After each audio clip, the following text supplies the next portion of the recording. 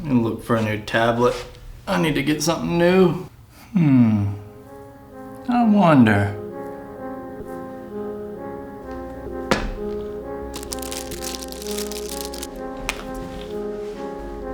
We have a remarkable future in front of us.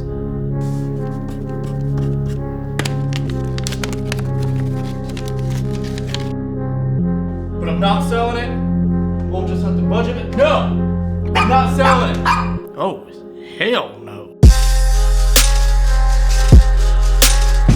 This is the RecPad 10, a tablet from a newer startup company that goes by the name of Rectonics, retailing for $250 on Amazon, and it's a cost-efficient, budget-friendly Android tablet that has an amazing build behind it. Looking at it from the outside, it closely resembles an iPad, which to me is not a bad thing. From the machine-cut chamfered edges to the solid aluminum build, iPads have always been one of, if not the best designed tablet in the market. The power button and the volume rocker are also done in aluminum to match the casing. As soon as you hold the RecPad 10, you'll feel the effort Rectonics put into the aesthetics of this tablet. On the top, you're going to find a headphone jack, a micro USB port, and then a micro SD card slot. Now, as far as the exact number the micro SD card slot supports, I don't know. But what I can tell you is the micro SD card slot was able to use my 64GB card with no problems. The rear side houses the speaker, which sounds relatively good despite its location. The RecPad 10 I currently have only supports Wi-Fi, but there is an LTE model coming soon. And in case you're wondering, the strip located on the back right panel is where the antennas for the LTE model and the Wi-Fi model do reside. The display is a 9.7-inch IPS display, having the same aspect ratio as the iPad, which is 4:3, and it's also different than other Android tablets on the market, offering a 6:9 aspect ratio.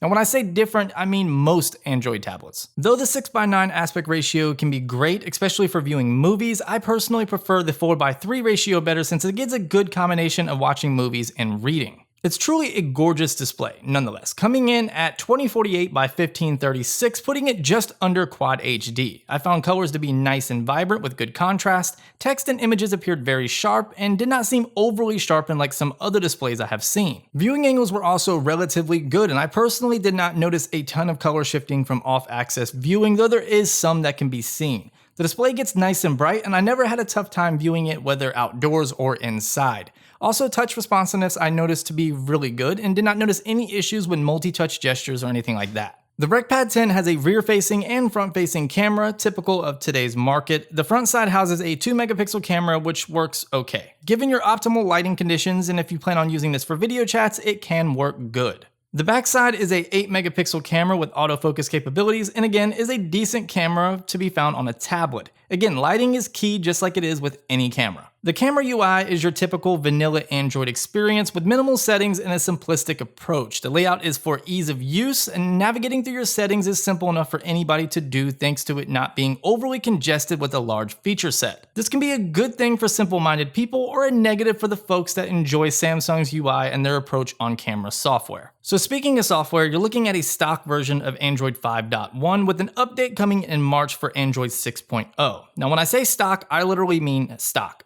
I even had to install most of the Google apps that I use, which is nice to be honest. This means you're going to get the most out of the 16 or 32 gigabytes of onboard storage without any unwanted apps or bloatware taking up precious space. Inside the Rec 10, you're going to find a Cortex A17 quad-core processor clocked at 1.8 GHz, a Mali T764 GPU, and 2 gigabytes of RAM. Now before I proceed, I want to let you guys know that the RecPad 10 is not a performance tablet. It isn't groundbreaking or cutting edge in terms of specs, and it's not meant to be. It is meant for the cost-conscious consumer that needs a tablet for basic everyday functions, including some moderate gaming. And it's going to be fine for 70% of the people out there. During everyday use and tasks like pulling up the app drawer, swiping to Google Now, or pulling down the notification bar, there's definitely some noticeable lag and stutters. A lot of this though is software, and there's an update coming later this month that will fix a lot of these bugs while also bringing some new features. After a conversation with Rectonics, here is the information they provided me regarding this future update and the one coming in March. As you can see, despite them being a startup company, they are really trying to better their products with quick updates. Gaming on the RecPad 10 was great. I started on a new RPG game which is supposed to have a similar fashion to Diablo, and it's a pretty graphic intense game.